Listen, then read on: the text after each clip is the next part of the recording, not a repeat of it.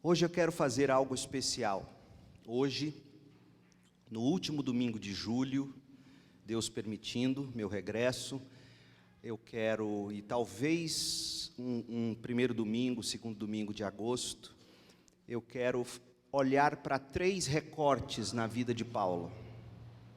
3 recortes na vida de Paulo, antes de nós voltarmos para a nossa série no Evangelho de João.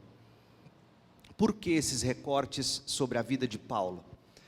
Nós encerramos hoje de manhã uma breve série em 2 capítulos de Isaías, na verdade, 2 trechos de 2 capítulos de Isaías, e pensamos sobre o futuro, os próximos anos da Segunda Igreja Batista em Goiânia. Nós lançamos alguns desafios, nós colocamos algumas pautas pelas quais nós vamos suar a camisa e vamos trabalhar duro, nós todos, a fim de que nós consigamos alargar as fronteiras, como diz o profeta Isaías no capítulo 54, estender o toldo, alcançar pessoas. Nós distribuímos os cartões do conquistador de almas. Eu tenho já alguns de vocês me procurando, falando sobre como você já tem orado e testemunhado. E pensando então nestas coisas, eu resolvi pegar 3 recortes de Paulo, que vão servir para nós de encorajamento nesta caminhada, nessa jornada. Porque ser um conquistador de almas requer de nós encorajamento, coragem, não é? Bom ânimo, poder do Espírito Santo. E Paulo é um dos poucos sobre quem a Bíblia lança luzes impressionantes. Então eu quero olhar para o capítulo 23, no verso 11, hoje à noite, e nas 2 próximas mensagens, um recorte no capítulo 27 de Atos, e um no capítulo 28. Hoje à noite, Atos 23, 11, e nas próximas ocasiões, Atos 27, e depois Atos 28. Hoje à noite, eu quero pensar sobre fontes de encorajamento. Fontes de encorajamento. Esse versículo, Atos 23, 11. Lucas está narrando o que aconteceu com Paulo em Jerusalém. Naquela noite, o Senhor apareceu a Paulo, pondo-se ao lado dele. A ideia do texto é esta, a NVT não colocou isso aqui. Não é que simplesmente o Senhor apareceu a Paulo. Ele chegou como quem abraça Paulo pelos ombros, como quem lança sobre Paulo sua capa. Na verdade, a expressão aqui é a mesma usada para falar da galinha que acolhe pintinhos. É como se o próprio Jesus chegasse e acolhesse o seu pintinho Paulo, o seu querido, e diz a Paulo: tenha ânimo, Paulo. Assim como você testemunhou a meu respeito em Jerusalém, deve fazê-lo também em Roma. Tenha bom ânimo, Paulo. Assim como você testemunhou a meu respeito aqui em Jerusalém, deve fazê-lo também em Roma. De tempos em tempos, todos nós precisamos de encorajamento. A dona de casa enfrenta adversidades. Às vezes as pessoas perguntam o que você faz, e a mulher toda acanhada diz: eu cuido da casa, como se isso fosse coisa pequena, como se isso fosse coisa de menor importância, como se isso não requeresse algum tipo de encorajamento constante para a dona de casa. Empresários enfrentam adversidades, assalariados enfrentam adversidades, pessoas de todas as idades, crianças, jovens, adultos, idosos, todos enfrentam adversidades. E a pergunta, portanto, é como seguir com a vida em meio a adversidades? Como seguir com a vida como seguir com o trabalho, como seguir com os estudos, como seguir com os relacionamentos em meio às adversidades. Onde nós podemos encontrar encorajamento, força, para a gente seguir adiante, sem se desviar do alvo ou sem desistir da caminhada. Esta é uma questão seríssima e precisa de resposta urgente. E é do texto que nós lemos, deste que é literalmente o sussurro dos lábios de Jesus ao coração de Paulo naquela madrugada, no desconforto de uma fortaleza romana, que nós podemos tirar doces lições sobre encorajamento. A primeira coisa, então, que eu quero fazer com você é chegar a esse momento de Paulo. Vamos traçar um breve retrospecto e ver como é que Paulo parou onde parou. Isso é importante para nós. Porque muitas vezes a gente pensa que a adversidade na vida é fruto de você estar fazendo alguma coisa errada. Muita gente toma a adversidade como uma grande oportunidade de desistir, ou para desistir, achando que a adversidade é sinal de que Deus não te quer naquilo. E eu espero mostrar para você que toda aquela adversidade que Paulo estava enfrentando, a ponto de o próprio Senhor ter que aparecer a ele, mostra para nós que a adversidade, muitas vezes, é resultado de estarmos no centro da vontade de Deus. No centro da vontade de Deus. As pessoas utilizam um texto, um versículo, muito erradamente para decidir sobre a vontade de Deus. Elas pegam aquele texto de Paulo que diz: seja a paz de Cristo o árbitro no vosso coração. Aí elas dizem: eu não tenho paz no coração, logo não é de Deus. O que Paulo está dizendo naquele contexto, e eu te desafio a ler e ver o contexto, Paulo está querendo dizer que haja no seu coração a paz de Cristo no sentido do seu relacionamento com o irmão. Paulo está dizendo que haja pacificação entre você e o irmão. É dessa paz que Paulo está falando, é da paz fruto de pacificação entre partes. E é importante a gente desmistificar esse equívoco, porque quando você olha para Paulo, no meio deste problema que ele estava vivendo, se tinha algo de que seu coração não experimentava, era de paz. Ele estava com medo, a ponto do próprio Jesus dizer: Paulo, não temas, não tenha medo, coragem.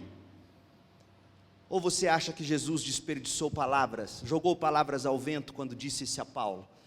Não, Paulo está em paz lá na prisão, mas vamos lá, eu vou lá ainda assim e vou dizer coragem. Não, ele estava amedrontado a ponto de que, quando ele escreve a carta aos Coríntios, ele diz: quando eu estive entre vocês, eu cheguei com temor e tremor. Houve momentos na vida de Paulo, e este aqui de Atos 23:11 é um destes, em que ele estava fazendo a vontade de Deus, mas com o coração em dificuldade. Então, como é que Paulo chegou naquele ponto? Paulo já tinha feito suas 3 viagens missionárias. Essa já era a terceira. Paulo estava agora em Jerusalém. E ele tinha decidido em espírito que ele deveria ir para Jerusalém com alguns representantes das igrejas dos gentios e levar ofertas para a igreja de Jerusalém, que estava empobrecida, que estava carente de recursos. E esta é uma atitude de amor por parte da igreja dos gentios, ou das igrejas dos gentios, para com os pobres de Jerusalém. Porque é preciso que você entenda que as ofertas que Paulo levantou entre as igrejas dos gentios, daqueles não judeus, nenhuma daquelas igrejas, se você for estudar e pesquisar sobre isso, no próprio Novo Testamento, você vai descobrir que as igrejas de Filipos, de Colossos, de Corinto, as igrejas da região da Macedônia, as igrejas que levantaram recursos para Paulo levar para Jerusalém, não eram igrejas ricas, eram pobres. era gente sem dinheiro. E Paulo explica para eles que na vida cristã é graça também repartir e não só receber. A gente aprende com a vida de Abraão que Deus abençoa seus filhos para que seus filhos se derramem na forma de bênção na vida dos outros. Eu te abençoarei para você abençoar as nações. E Paulo está sendo muito sábio quando ele mobiliza as igrejas da Macedônia para ajudar as igrejas de Jerusalém. Porque havia uma rixa entre as igrejas, havia uma briga entre as igrejas. A igreja de Jerusalém, muito orgulhosa por ser composta praticamente só de judeus, para eles era difícil admitir a conversão de um gentil que chegava, digamos, do mundão, e para usar uma linguagem muito contemporânea, imagine você chegando àquele povo gentil que comia carne de porco, e o judeu não comia carne de porco. Comia carne de porco, não lavava as mãos para comer, não eram circuncidados. Para você entender a magnitude do que era isso, imagine você uma igreja toda tradicional, onde só se toca órgão de tubo, todo mundo só de beca litúrgica, e aí de repente vem para tocar no louvor um homem que se converteu, todo tatuado, cabelo trançado. Aí qual é o choque? A igreja olha para aquilo e fala: como? Não pode! Esse era o choque que existia entre as igrejas, dos gentios e dos judeus. Paulo, sabendo disso, ele diz: eu vou resolver esse conflito. Eu vou mobilizar uma campanha financeira entre as igrejas da Macedônia, dos gentios, vou levar esse dinheiro lá para Jerusalém, para que a igreja de Jerusalém aprenda de forma prática que Deus está de fato salvando gentios, mesmo que eles sejam esquisitos aos olhos deles, dos judeus, e que agora, em atitude de amor, esses gentios levavam dinheiro para socorrê-los. Veja que Paulo resolver um conflito entre igrejas, um conflito interpessoal, e aqui fica uma grande lição: a vida cristã requer que cada um de nós crentes sejamos pacificadores, resolvidores de conflitos. E você vai descobrir que quando você se mete nisso, você se vê em encrencas, como Paulo se viu. Mas o cristão é chamado para esse tipo de encrenca, e você vai ver qual foi. Há momentos na vida que mesmo fazendo o bem, aprenda isso, ou melhor, por se estar fazendo o bem, nós vamos ser colocados diante de desafios necessários e muito custosos para nós. Paulo, por exemplo, Paulo sempre soube do preço que ele pagaria por agir em amor. Olha o que ele vai dizer, volta agora em Atos 20, de 22 a 24, olha o que ele vai dizer. Ele sempre teve consciência de que estar no centro da vontade de Deus, resolvendo conflitos interpessoais entre os crentes, pregando o evangelho, colocaria ele em dificuldades. Então, por exemplo, o projeto que nós lançamos, o desafio a cada um de vocês de ter o cartão de oração, orar pelas pessoas, buscar a conversão de pessoas, isso vai te colocar em alguma medida, em algum tipo de conflito. É assim. A não ser que você pregue e diga somente aquilo que os outros querem ouvir, e isto, portanto, não seria evangelho. Olha o que Paulo diz. Verso 22 de Atos 20, agora, impelido pelo Espírito, vou a Jerusalém. Veja que ele tem convicção de que é direção do Espírito para ele ir para Jerusalém. Não sei o que me espera ali. Está vendo? O Espírito guia, mas ele diz, eu não sei o que me espera. Ainda existia incerteza no coração dele. Uma coisa eu tenho certeza, que o Espírito Santo me diz que em todas as cidades que tenho pela frente, eu enfrentarei prisão e sofrimento. Essa é a vontade de Deus para a vida dele. Você toparia? Você toparia isso? Deus move você e Ele diz, mas não se iluda. Por onde você passar, você vai enfrentar prisão e sofrimento. Aí ele completa no verso 24, mas minha vida não vale coisa alguma para mim. Gente, isso aqui isso aqui daria um sermão, só essa frase. Nós temos que aprender a ser resilientes. Couro duro e coração mole. Paulo era assim, homem do couro duro, você podia bater nele à vontade. Sofria, mas não desistia. E o coração, melhor de tudo, se mantinha amando. Um homem do couro duro e do coração mole, e que entendeu que a única maneira de nós perseverarmos na vida cristã, é olhar para a vida da gente e dizer, para mim mesmo a minha vida não vale coisa alguma. Minha vida só terá valor, ele diz, se eu complete a minha carreira, ou se eu completar a minha carreira. A missão que me foi confiada pelo Senhor Jesus, missão de dar testemunho do Evangelho, da graça de Deus. Ele está dizendo, só há um valor para a minha vida, falar de Jesus, levar o Evangelho. Aí você pode dizer, mas Paulo era missionário. Sim, mas a ordem que Jesus deixou, a grande comissão, não é só para missionários. Todos nós somos chamados a fazer discípulos, e discípulo que não faz discípulo, está na prática colocando em dúvida o fato dele ser discípulo. Porque não existem discípulos que sejam estéreis ou que não reproduzam. Não reproduzir discípulo pode ser um enorme sinal de falta de vida de Cristo na sua vida. E Paulo está dizendo, ele fala, eu sei o que Deus quer para mim. Deus quer que eu prossiga, levando adiante o ministério de falar do Evangelho de Jesus. E eu sei o que me aguarda, não é uma vida pacífica. É prisão, é sofrimento, é perseguição, são chicotadas, vai ser difícil.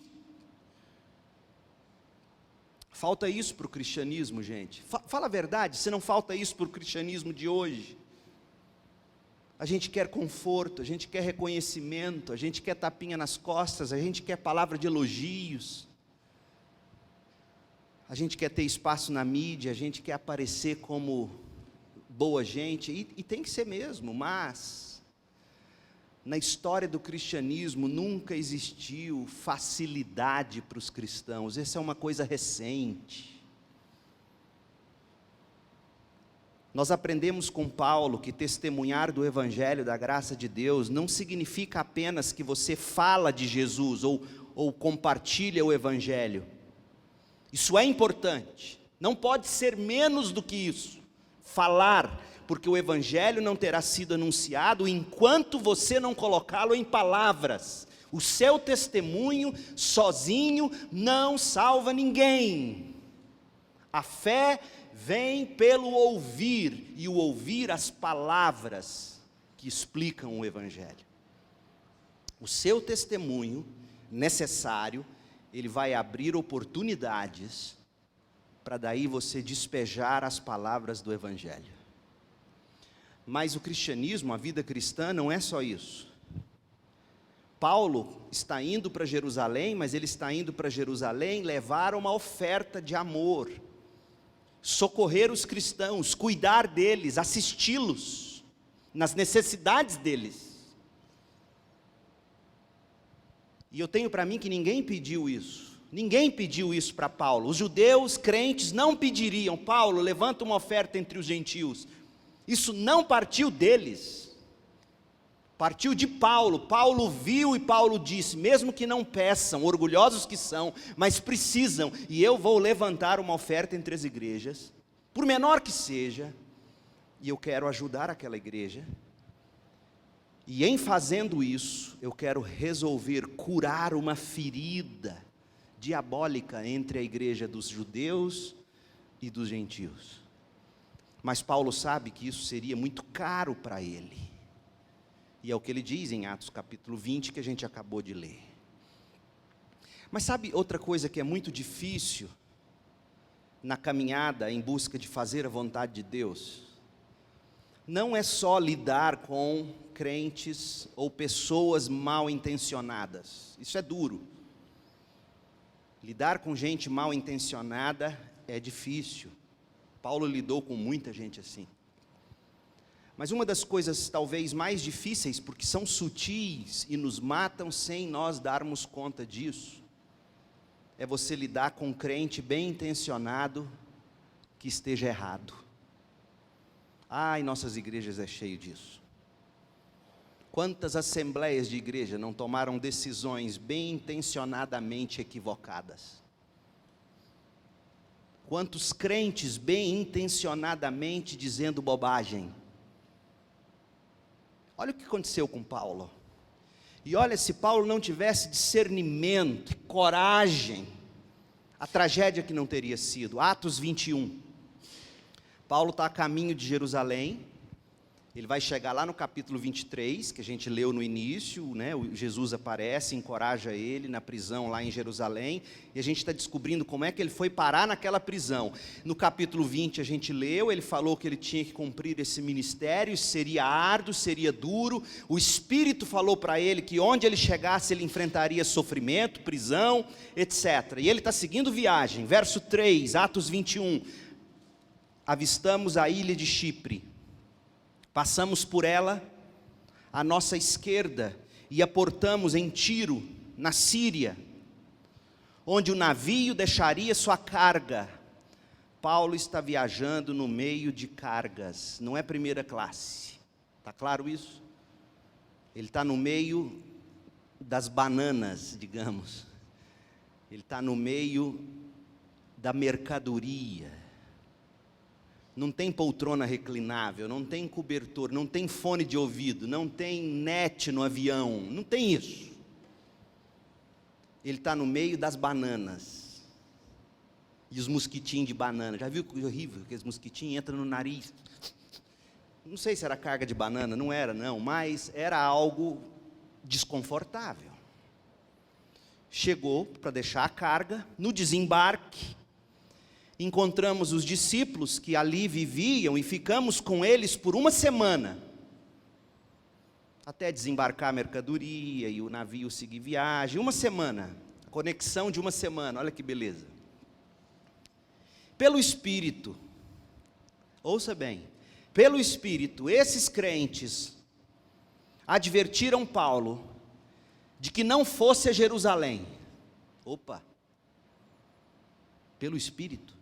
O Espírito falou para Paulo, lá no capítulo anterior, que ele tinha que ir, que em cada cidade ele sofreria, ele seria preso, e agora esses irmãos estão dizendo que o Espírito falou que ele não deve ir, porque... E aí continua, verso 5. Ao final do nosso tempo ali, voltamos ao navio, e toda a congregação, incluindo mulheres e crianças, saiu da cidade e nos acompanhou até a praia. Ali nos ajoelhamos e oramos, e nos despedimos, então subimos a bordo e eles voltaram para casa. Gente, me chama a atenção o que eles disseram no verso 4. Pelo Espírito eles disseram, Paulo, não vá a Jerusalém. O Espírito nos mostrou que você vai sofrer muito, não vá. Eu acredito que o Espírito de Deus revelou para aqueles crentes que Paulo sofreria. Eu acredito. Porque está escrito aqui. Mas eu concluo que eles se equivocaram a respeito da mensagem que eles deveriam entregar para Paulo. O que eles deveriam dizer a Paulo é o seguinte: Paulo, o Senhor te colocou nisso. E o Senhor nos revela pelo Espírito que você vai sofrer muito. E aí Paulo ia lembrar do que ele ouviu, do próprio Espírito. É verdade, eu já ouvi isso. Mas Paulo, coragem. Se o Senhor é por nós, quem será contra nós, Paulo? Persevere, Paulo, prossiga. Mas não, bem intencionadamente, eles pegam a revelação do Espírito e tentam dissuadir Paulo da sua missão. Eu tenho para mim que quando Paulo vai alertar os crentes em algumas de suas cartas, ele vai dizer, por exemplo, em 1 Coríntios 14, de 29 a 38, ele vai dizer, olha, teste as profecias. Verso 30, olha o que ele diz em 1 Coríntios 14, 37. E todos aqueles que dizem ter dom de profecia deveriam ser humildes o bastante para ouvir esta palavra. Do contrário, não tem qualquer autoridade para dizer que ouvem de Deus. Olha o que Paulo vai dizer. Verso 36, 1 Coríntios 14, 36. Vocês pensam que a palavra de Deus se originou entre vocês? Paulo está dizendo o seguinte: Coríntios, vocês acham que o Espírito de Deus só fala com vocês?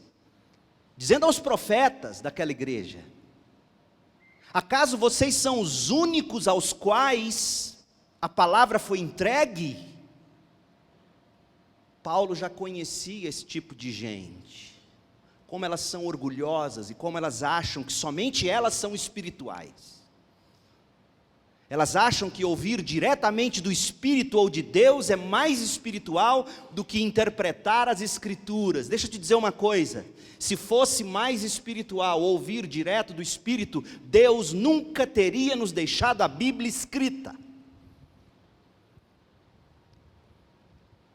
E ele diz no verso 37, ele ironiza, ele diz: se alguém afirma ser profeta, ou se considera espiritual, terá que ser o primeiro a reconhecer que o que eu lhes digo é ordem do Senhor. Se alguém ignorar o que eu estou dizendo, ele mesmo será ignorado. Paulo está dizendo: prove tudo o que vocês dizem em termos de profecia pelo que eu escrevo nas Escrituras. Ele vai dizer em 1 Tessalonicenses 5, 19 a 20, não apaguem o espírito, não desprezem as profecias, mas ponham à prova tudo que é dito.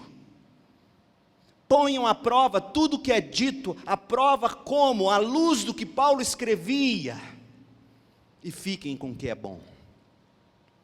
Graças a Deus que Paulo sempre colocava tudo à prova, e por isso Paulo prosseguiu viagem, e por isso ele não deu ouvido em Atos 21, 4, a esses irmãos bem intencionados da cidade de Tiro, que ao ouvirem do Espírito que Paulo sofreria, em vez de continuar encorajando Paulo: Paulo, você vai sofrer, mas o Senhor é contigo, vá, eles disseram: não, Paulo, não vai não, você vai sofrer. Aconteceu algo parecido com Jesus. Pedro, bem intencionado, virou para ele e fala: não, não, Senhor, não vá não. Você se lembra o que Jesus falou para Pedro? Atrás de mim, Satanás. Gente bem intencionada, distorcendo a palavra de Deus, foi Jesus que falou isso, está a serviço de Satanás. Ouça, eu vou repetir: gente bem intencionada, distorcendo a revelação ou a palavra de Deus, está a serviço de Satanás. Assinado Jesus Cristo.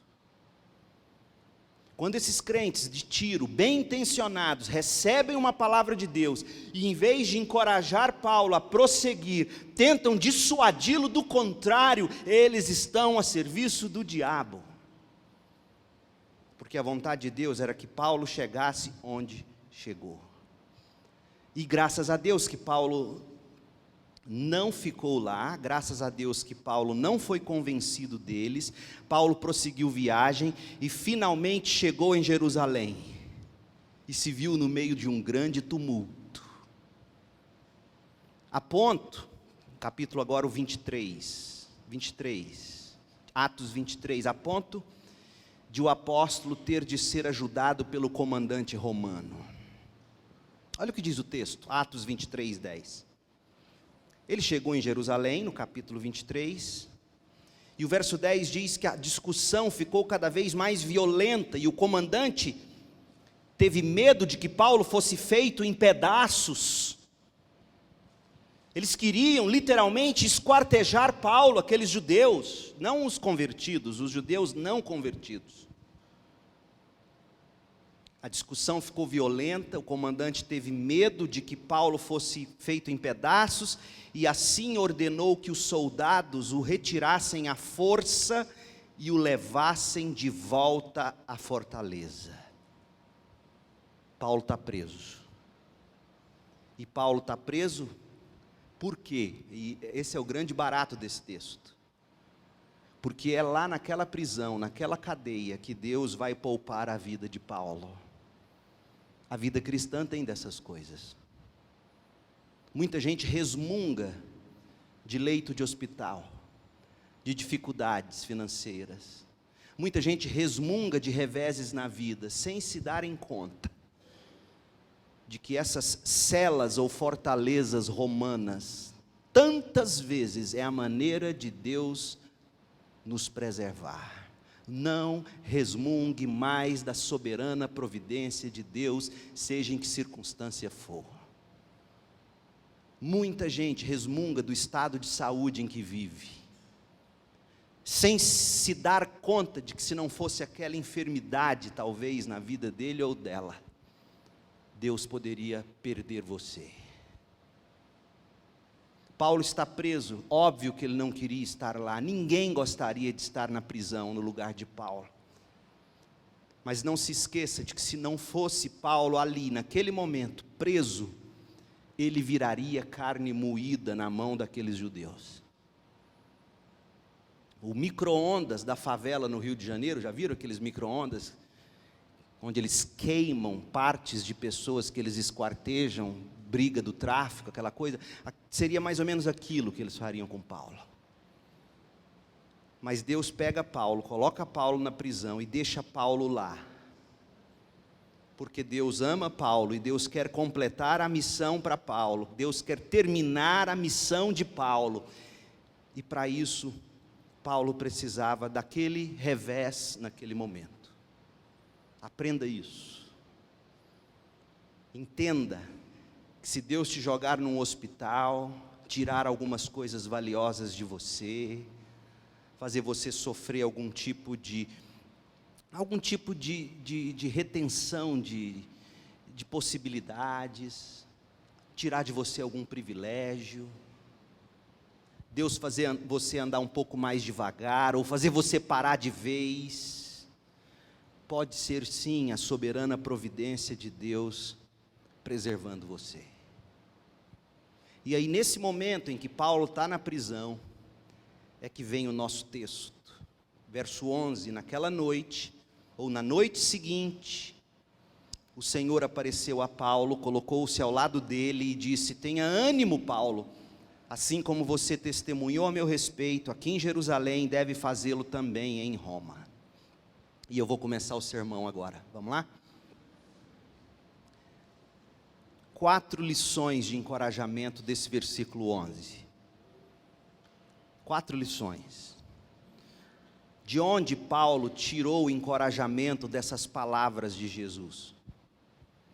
O que essas palavras de Jesus a Paulo nos ensinam em termos de coragem para prosseguir? Nesse seu estado de enfermidade, nesse seu leito de hospital talvez, nessa sua dificuldade financeira, nessas suas perdas ao longo da vida, nesse seu andar cada vez mais devagar quando você queria voar como águia. Como é que Deus pode te encorajar quando Ele mesmo te coloca numa cela para preservar a sua vida? Primeira coisa, a presença de Deus é fonte de encorajamento. O texto diz que na noite seguinte, ou naquela noite, mas a melhor tradução é essa: na noite seguinte, o Senhor colocou-se ao lado de Paulo. Deixa eu dizer uma coisa para vocês: existem momentos na vida quando somente a presença de Deus é capaz de nos trazer ânimo, força e encorajamento. Paulo naquela hora, ele não precisava de Tito com ele, por mais que em outros momentos ele tinha dito: Tito, venha depressa ter comigo. Paulo não precisava de Lucas com ele. Paulo não precisava de Áquila e Priscila com ele. Paulo não precisava de nenhum amigo, de Barnabé, de quem quer que fosse. Paulo precisava do próprio Cristo. Cristo era a única pessoa capaz de acalmar o coração de Paulo naquela noite. E você tem que aprender isso. Porque muitas vezes a gente se frustra até com a igreja e com crentes, achando Ah, mas se fulano me visitasse, se cicrano olhasse para mim. Deixa eu te dizer uma coisa, há momentos na vida que Deus, de propósito, te tranca num cantinho, para você aprender que o que você de fato precisa é dele e de mais ninguém. Paulo aprendeu isso a duras penas. Deus sabia do que Paulo precisa, e por isso o próprio Cristo foi e se colocou ao lado de Paulo. Os piores pressentimentos de tudo de mal que poderia acontecer a Paulo, finalmente chegaram. E ele lá estava preso. Olha o que diz o texto. Vamos ler o contexto do texto. A partir do verso 12 agora. No 10 a gente viu. A coisa ficou violenta.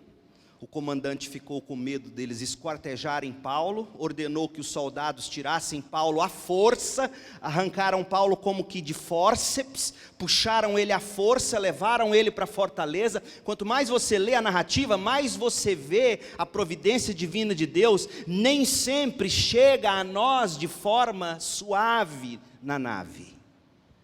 Paulo foi arrancado à força para não morrer. Há pancadas na vida que vêm do próprio Deus, ponha isso na sua cabeça. Não tema as pancadas, os coices, engrossa o couro e amolece o coração. E aí naquela noite o Senhor veio, colocou-se ao lado de Paulo, e olha o verso 12. Na manhã seguinte, alguns judeus se juntaram para conspirar, jurando solenemente que não comeriam nem beberiam antes de matar Paulo. Até então Paulo não está sabendo disso. Jesus apareceu e no dia seguinte os homens disseram: é greve de fome até a gente matar esse homem. A conspiração envolveu mais de 40 homens. Foram aos principais sacerdotes e aos líderes do povo e lhes disseram: juramos solenemente, sob pena de castigo divino. Gente, para um judeu jurar é igual cobra cascavel. Não sai do lugar enquanto não der o bote em alguém. E eles juraram, sob pena de castigo divino, que não comeriam nem beberiam antes de matar Paulo. Olha a situação de Paulo. Verso 15, agora peçam vocês e o conselho dos líderes do povo que o comandante traga Paulo de volta ao conselho, finjam que os senhores desejam examiná-lo, ou examinar o caso com mais detalhes, e nós vamos matá-lo no caminho. Eles armam uma emboscada. E agora, gente? E o sonho de Paulo de chegar à Espanha, passando por Roma, tinha chegado no fim. Já se viu assim? Essa é a situação de Paulo. Você sabe que a coisa ia ser difícil, mas quando chega a dificuldade no casamento, aí você fala: não, eu sabia que ia ser difícil, mas nem tanto. Não é assim no casamento? Não é assim na criação de filhos? Não é assim no trabalho? Eu sabia que eu ia sofrer, mas nem tanto. Não é assim nos estudos? O sonho vai embora. Você sonha, você planeja, você festeja, até conta com as lutas, mas quando as dificuldades chegam, acaba a graça e você fica com a pergunta: o que fazer? Parece que Paulo se viu num momento assim, e só a presença de Cristo, nada menos do que Cristo, era capaz de encorajá-lo a continuar com fé, com esperança e com amor. Houve outros momentos críticos na vida de Paulo. Momentos estes que o próprio Jesus, de novo, apareceu para Paulo. A primeira vez foi logo depois da conversão de Paulo. E se você ler Atos 22, 17 e 18, Paulo está dando testemunho da conversão dele, e ele vai dizer o seguinte: depois que voltei a Jerusalém, estava orando no templo, e tive uma visão, na qual o Senhor me dizia: depressa, saia de Jerusalém, pois o povo daqui não aceitará seu testemunho a meu respeito. Jesus vem e socorre Paulo. Aparece a Paulo, ele mesmo, em pessoa, não manda anjo nenhum, vai o próprio Cristo. Depois foi lá na prisão, na cidade de Corinto. Atos 19, versos 9 a 11, diz assim: certa noite o Senhor falou a Paulo numa visão, Paulo, não tenha medo. De novo, você acha que Paulo estava numa boa? Não, estava com medo, com temor e tremor, como ele vai dizer. E Jesus vai, o próprio Senhor, e fala: não tenha medo, continue a falar, não se cale, pois eu estou com você, e ninguém o atacará, nem lhe fará mal, porque muita gente nesta cidade me pertence. Tenha isso na sua mente, tem muitos em Goiânia que pertencem a Jesus e que precisam de você falando do Evangelho. Porque é isso que Jesus está dizendo a Paulo. E aí, depois dessa palavra de Jesus a Paulo em Corinto, Paulo permaneceu lá 1 ano e meio, ensinando a palavra de Deus. E agora, aqui, na prisão em Jerusalém, o próprio Cristo, Deus encarnado, mais uma vez vem e se coloca ao lado de Paulo, se coloca sobre ele, o envolve, o cobre como uma galinha que cobre o pintinho. O que eu aprendo disso, e você também, é que a presença de Deus é fonte de encorajamento para todos nós. E nesses momentos, quando nós nos vemos encurralados, e aí a primeira coisa é nos darmos conta de que a providência divina é sempre boa, agradável e perfeita, e se eu estou nesta situação, é porque Ele tem o melhor para mim. Sendo assim, em vez de murmurar, em vez de resmungar, em vez de dizer como eu queria que fosse diferente, como eu gostaria de ter aquilo que o outro tem e eu não tenho, ele é pior do que eu e está melhor do que eu, sabe, esse tipo de argumento que passa pela nossa cabeça nessas horas difíceis. Em vez disso, em vez de resmungar que todo mundo te abandonou, ninguém olha para você, você tem que se lembrar de que nessa hora o próprio Cristo apareceu a Paulo, e que você também precisa é dele e de mais ninguém.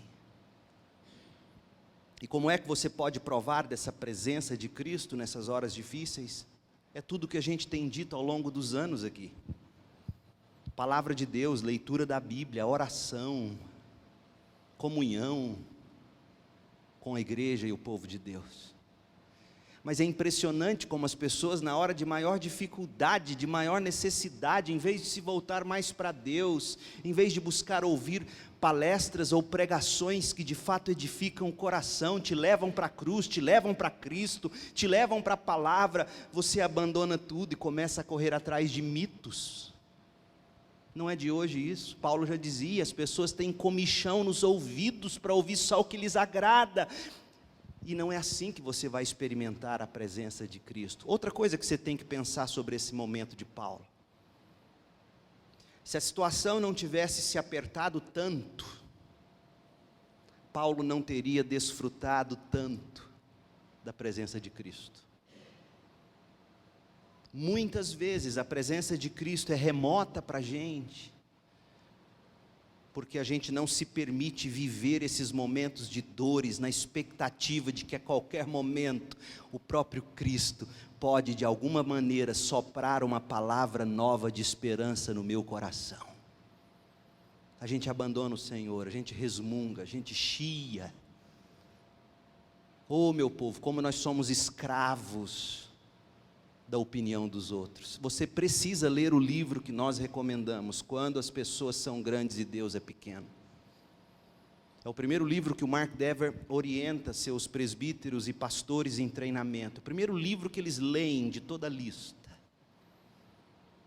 Porque se há algo na vida que a gente precisa aprender a ver, é Deus grande. E Paulo está aqui encurralado numa prisão, sofrendo, não queria aquilo. Mas não teria tido a presença de Cristo da forma como teve, se não estivesse atravessando aquele vale. Outra coisa, a providência de Deus é fonte de encorajamento. O texto vai além. Além da presença de Cristo, Atos 23:11, você vê a providência, porque a Bíblia diz que foi na noite seguinte que o Senhor apareceu para Paulo. Não foi na mesma hora, foi na noite seguinte. Não foi durante o dia, foi na noite seguinte, na hora mais escura da alma de Paulo, quando provavelmente Paulo não aguentava mais. Paulo deveria estar remoendo um monte de coisas. Eu deveria ter ouvido os irmãos de Tiro. Os irmãos de Tiro até tentaram me alertar, eu não os ouvi, eu achei que eles estavam errados. Imagina as dúvidas consumindo, destruindo Paulo. Imagina, remorso nos mata se você ficar ouvindo remorso.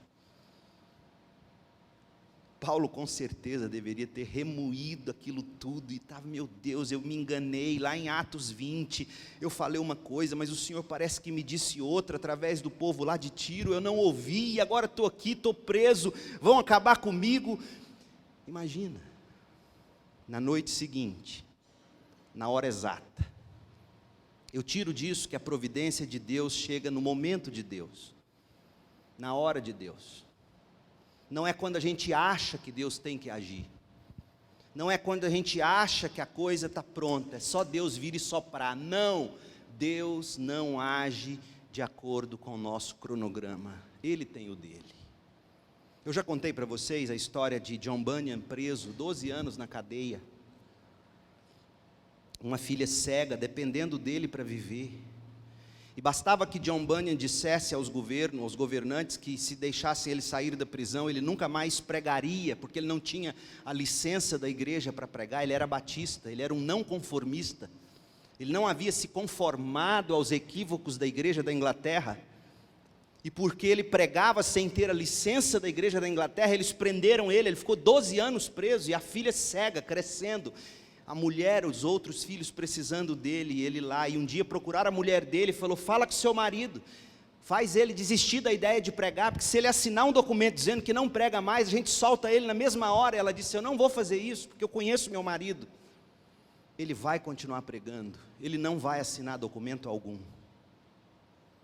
E ele sofrendo lá, preso, aí um dia, um homem, chamado George Fox, que era do movimento Quaker. Os Quakers seriam mais ou menos os pentecostais de hoje. E o Bunyan tinha uma rixa com eles, porque eles tinham muito de revelação. E aí um desses Quakers, um dia resolveu visitar o John Bunyan na cadeia. Chegou para John Bunyan e disse assim, amigo, o Senhor Deus me enviou até ti. E eu te procurei. Eu andei mais da metade das prisões da Inglaterra, até encontrar você aqui, finalmente te achei. O que você esperava como resposta? O John Bunyan falou, não, de jeito nenhum, não foi Deus que te mandou não. Porque se Deus tivesse te mandado, você teria me encontrado na hora certa, Ele sabe meu endereço desde a hora que Ele me pôs aqui. Esse é o meu Deus. Não é um Deus que manda o outro atrás de mim sem dizer aonde eu estou. Deus sabe onde estou e a hora que eu preciso de consolo. A providência de Deus, quando você acredita nisso, quando você crê nessa providência soberana, amorosa, sábia, você descansa e encontra encorajamento. Charles Spurgeon dizia que Deus não tem nenhuma de suas joias jogada ou esquecida em uma gaveta qualquer. Paulo estava lá, a providência de Deus com Paulo, e Deus cuidou de Paulo. Outra coisa, mesmo sem ter muito o que fazer, Paulo viu Deus agir de uma maneira impressionante, para tirar daquela prisão. Porque chegou a hora de Paulo sair da prisão, e como é que ele ia sair da prisão sem ser morto? Você quer ver o texto? Atos 23, a partir do verso 16. Olha o que Deus faz. Um sobrinho de Paulo, o sobrinho de Paulo, filho da irmã de Paulo, você sabia que tinha gente convertido na família de Paulo? O sobrinho de Paulo soube do plano deles e foi até a fortaleza contar a seu tio. Então Paulo mandou chamar um dos oficiais romanos e disse, leve este rapaz ao comandante. Ele tem algo importante para lhe contar. O oficial levou ao comandante e explicou, o preso Paulo me chamou e pediu que eu trouxesse ao senhor este rapaz, pois ele tem algo a lhe contar. O comandante tomou o rapaz pela mão e o levou à parte. O que você quer me dizer? Perguntou. O sobrinho de Paulo respondeu, alguns judeus pediram que o Senhor apresente Paulo diante da reunião do conselho amanhã, fingindo que desejam obter mais informações. Não acredite neles. há mais de 40 homens emboscados para matar Paulo, juraram solenemente, sob pena de castigo divino, que não comeriam nem beberiam antes de matá-lo. Estão de prontidão, apenas esperando sua permissão. Olha o que o comandante fez. O comandante despediu o rapaz e o advertiu: não deixe ninguém saber que você me contou isso. Olha a providência de Deus. Quem que é esse menino? Um ninguém, talvez, alguém ali de dentro. E o comandante ouve, não só ouve como diz: eu sei o que eu vou fazer, mas você tem que prometer que você não vai contar isso para ninguém. Então o comandante, verso 23, chamou 2 de seus oficiais e ordenou, olha só a escolta que vai cuidar de Paulo: preparem 200 soldados, para 40 homens, 5 vezes mais, 200 soldados para partir a Cesareia hoje à noite. Levem também 200 lanceiros. Meu Deus, que exército é esse? 70 soldados a cavalo. Providenciem um cavalo para Paulo e levem-no em segurança ao governador Félix. Nem Bolsonaro, em todo o seu esplendor e glória, já teve uma segurança dessa. Nem Donald Trump. Deus, quando quer guardar seus filhos, move o mundo. A gente tem que crer na providência de Deus. A providência de Deus em favor de Paulo. Terceiro, a piedade de Deus, fonte de encorajamento. Olha o que Deus diz a Paulo, Atos 23, 11. Naquela noite o Senhor apareceu a Paulo e disse: coragem, tenha ânimo. Assim como você testemunhou a meu respeito aqui em Jerusalém. Espera aí, Paulo estava preso, não deu nem tempo dele falar, mas o próprio Senhor diz: olha, deixa eu te dizer uma coisa, por que eu acho que Deus disse isso a Paulo? Porque quando a gente se vê em problema, em enrascada, a nossa tendência natural é olhar para tudo que a gente fez e desprezar, e dizer: não fiz nada, onde eu errei, onde eu falhei, por que eu estou preso, o que aconteceu, Deus mandou eu vir, eu vim, onde eu errei, Senhor? Você já viu pai e mãe às vezes se martiriza quando não vê os filhos no caminho do Senhor? Onde eu errei, e se massacram e se destroem. Sim, a gente erra. Mas o que Deus está dizendo aqui, e isso é fonte de encorajamento, é que nem tudo que a gente faz é sempre errado. E Deus fez questão de lembrar e dizer: Paulo, você fez, você testemunhou. E não só diz isso a Paulo, como usa isso como base e fundamento para dizer: da mesma forma que você fez aqui, você vai fazer em Roma. Portanto, meu povo, quando vierem as dificuldades e você for tentado a querer se destruir, culpando-se, lembre-se, Deus sabe quem nós somos. Deixa eu te dar um exemplo para ficar mais claro. Apocalipse 3, verso 8, a igreja de Filadélfia. A igreja de Filadélfia, o próprio Cristo diz assim àquela igreja: sei de tudo que você faz. Deus sabe o que a gente faz. Abri para você uma porta que ninguém pode fechar. E olha o que ele diz: você tem pouca força. Como é que Deus abre porta para quem tem pouca força? Como é que Deus faz isso? Por que Deus faz isso? Porque o poder de Deus se aperfeiçoa na nossa fraqueza. Mas o Cristo vai mostrar para nós nesse texto o que de fato importa. É obedecermos a palavra e não negar o nome de Cristo. É isso que Ele quer da gente. Não é muita força, sabedoria, inteligência. O que Ele quer de nós é obediência à palavra, coragem para não negar o nome.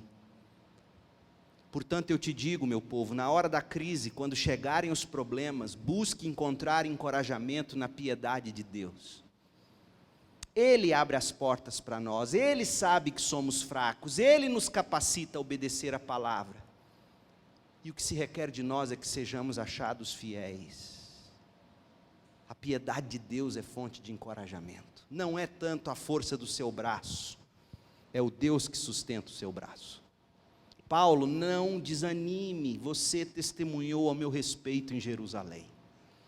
E a última coisa, o plano de Deus é fonte de encorajamento. O texto termina no verso 11 de Atos 23, Atos 23, 11. Paulo, assim como você testemunhou ao meu respeito em Jerusalém, deverá testemunhar também em Roma.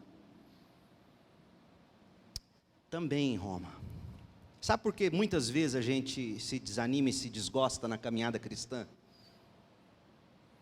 Porque a gente deixa de olhar para o plano original de Deus para a vida da gente. O plano original de Deus para Paulo era ele chegar a Roma. Quer ver uma coisa? Atos 19, 21. Depois disso, Paulo se sentiu impelido pelo Espírito a passar pela Macedônia e Acaia, antes de ir a Jerusalém. E de lá devo prosseguir para Roma, disse ele. Esse era o plano. O próprio Espírito havia dito isso a ele. E lá estava Paulo, naquela prisão, com medo, achando que tudo tinha terminado ali, remoendo, dizendo: onde errei, o que aconteceu, não vou chegar a Roma. Muita gente se desanima porque perde de vista o plano original de Deus para a gente. E o plano original de Deus para a gente é que façamos discípulos. Não importa onde Ele planta você, se Ele planta você como uma diarista, uma doméstica, um guarda-noite, um vigia, um policial, um advogado, um juiz, um médico, um fiscal, uma dona de casa, mãe, pai, não importa o que Deus dá para você, o plano original de Deus para a sua vida é você fazer discípulos. Essa é a ordem dele.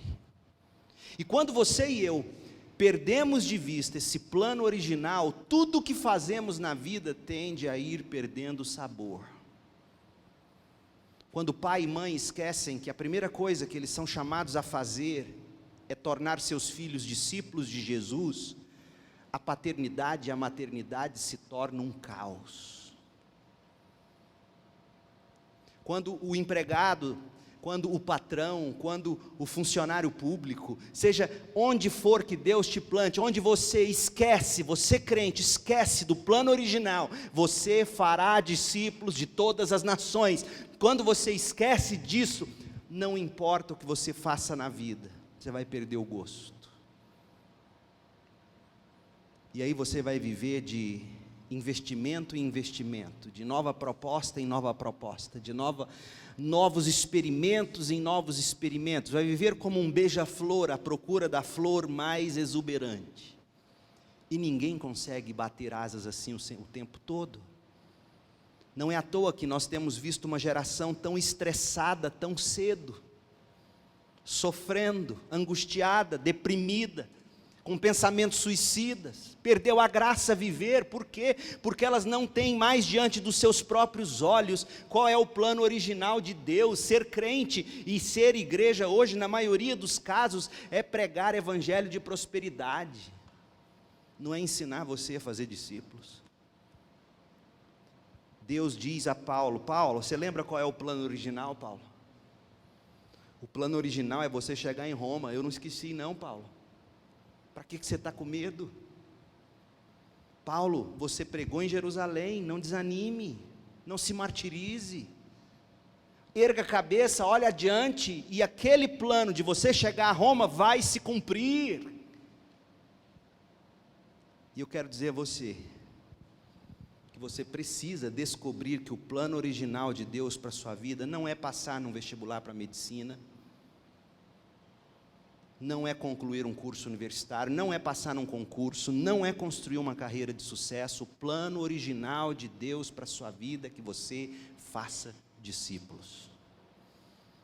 Todas essas coisas Ele vai nos dar e são importantes e têm seu valor, tão somente se entendermos que Deus quer que façamos discípulos.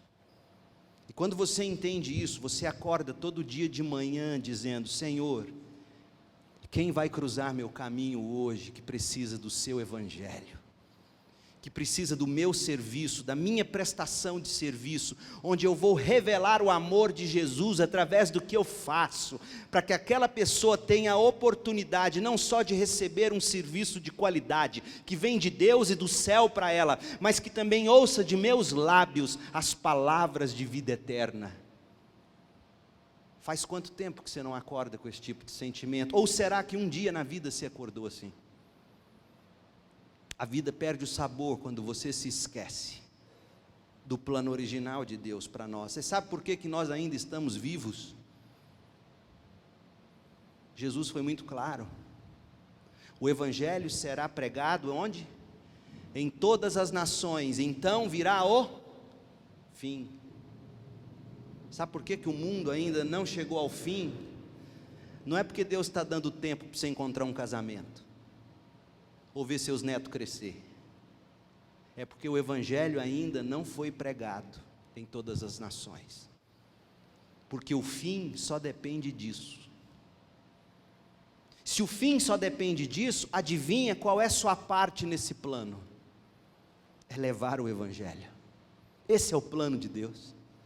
E quando você se vê assim, quando você se encara assim, tudo que você ganha financeiramente, patrimonialmente, tudo isso você volta para Deus com generosidade, de coração aberto, você fala, você testemunha, você se entrega. Paulo, não desanime, você vai chegar em Roma. Conta-se a história de George Whitefield, que saiu da Inglaterra e foi pregar nas colônias americanas. Ele pegou uma doença, quase morreu, e aí depois de algum tempo, ele se refez, voltou a pregar, e numa dessas ocasiões, após a recuperação, estava ali como uma das primeiras pessoas ouvindo ele pregar. George Whitefield era uma escrava negra que havia se convertido num dos sermões anteriores de Whitefield. E aí, conta um dos observadores da cena que enquanto ele pregava, e é fantástico pregar ou participar de uma igreja de negros americanos, eles gritam, eles pregam junto com você, é um negócio impressionante. E diz que ela gritava assim: mestre, você foi ao portal do céu, mas Jesus Cristo lhe disse: desça, ainda não chegou sua hora, não é tempo de você parar, desça de novo e chame mais alguns negros para a glória do céu. É de arrepiar. Nós não podemos ignorar, meu povo, que quando nós estamos abatidos, voltar nossos olhos com fé para o plano original de Deus, nos fará recobrar coragem, ânimo. Meu desejo e minha oração para você é que você busque encorajamento em tudo que você faz. Busque encorajamento na presença de Deus, palavra e oração. Busque encorajamento na providência de Deus, o tempo dele, a hora dele, o jeito dele. Tenha fé, tenha esperança. Encorajamento na piedade de Deus. Ele conhece sua fraqueza, ele reconhece o pouco que você faz, ele entende. E encontre encorajamento no plano de Deus. Ele ainda não terminou a obra que ele tem em você e para você. Do contrário, você já estaria 7 palmos debaixo da terra. Não tenha dúvida disso. Se nós ainda respiramos, duas coisas: ele ainda não terminou em nós, e ele ainda não terminou através de nós, porque quando ele terminar em nós e através de nós, não importa se você tem 5, 50 ou 100 anos, Deus nunca é pego de surpresa. Se você ainda respira, tem algum fôlego, é porque ainda ele age em você e quer agir através de você. Uma das palavras da Bíblia que eu mais gosto é a do profeta Jeremias, capítulo 12, verso 5, quando ele diz assim: se você correu com homens, e eles o cansaram, como poderá competir com cavalos? Se você tropeça em terreno seguro, o que fará nos matagais junto ao Jordão? Sabe o que o profeta está ouvindo? É que as grandes batalhas de Deus sempre estão por vir. Se a gente está correndo e cansando agora, imagina amanhã, quando os problemas forem ainda maiores. A vida é assim. E por isso, um dos mandamentos, se não o mandamento mais repetido da boca de Deus na Bíblia é: não temas. Coragem, não temas. Portanto, eu te digo, meu povo, minhas ovelhas amadas, coragem, irmãos, coragem, prossigam. Sejam conquistadores de almas. Busque encorajamento na presença de Deus. Enxergue a providência de Deus como fonte de encorajamento. Agarre-se à piedade que Deus tem por cada um de nós. E não perca de vista o plano original, qual seja: vão, façam discípulos de todas as nações. Portanto, meu povo, a maioria de nós está de férias, mas o Evangelho não tira férias. Eu gostaria de ver, a partir de hoje, nos próximos domingos, até o fim do ano, muitos visitantes entre nós, fruto do seu trabalho, fruto das suas orações, dos seus convites, do seu tempo investido na vida do outro. Acorda na segunda e diz: Senhor, a quem hoje eu devo testemunhar? Por quem hoje eu devo orar? Ó Deus, hoje o Hugo, depois do culto da manhã, me procurou, falou: pastor, se eu dei um cartão muito pequenininho, só 3 nomes, a gente começa a orar por esses 3 e vai lembrando uma dezena. Falei: essa é a ideia, arruma um caderno de 100 páginas, e começa a escrever nome, começa a orar. Essa é a ideia, orar, chacoalhar o inferno com as nossas orações, chacoalhar a terra, dizendo: dá-me almas para Jesus, ó Deus.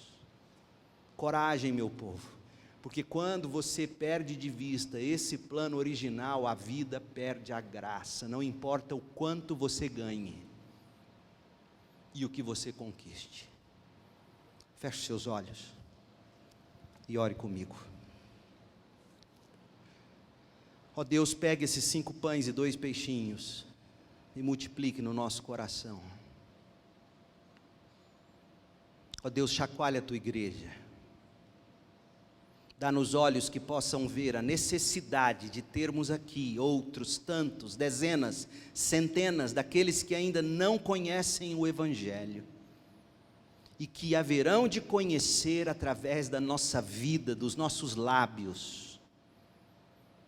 Revista meus irmãos e irmãs de coragem, de intrepidez, com palavras de sabedoria do Evangelho, para que falem, para que anunciem, para que convidem, coloque no coração deles desejo de intercessão, que nós possamos viver para ver o mover do Senhor avivando esta igreja, ganhando almas. Deus, nós não queremos viver os próximos anos, eu não quero viver os próximos anos em obra de manutenção. Queremos expandir, queremos ganhar pessoas para Jesus, queremos fazer discípulos. Ó Deus, coloque isso no coração do menor ao maior.